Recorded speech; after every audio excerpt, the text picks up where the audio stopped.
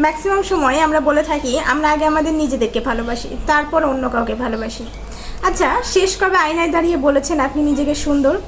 শেষ কবে ভেবে দেখেছেন আপনার পছন্দের রঙটি কী? কোন রঙের জামা আপনাকে বেশি মানায়? কোন রঙ পরলে আপনাকে সুন্দর দেখায়?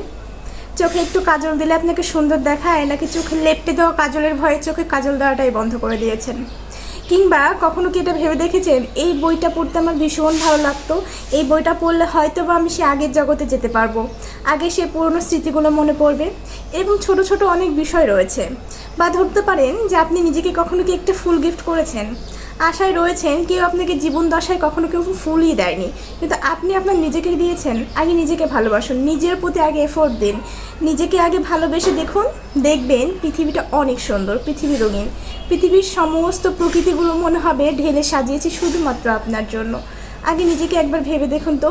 এইরকম ছোট ছোট আরও অনেক বিষয় রয়েছে, এগুলোকে আপনি নিজের জন্য করেন?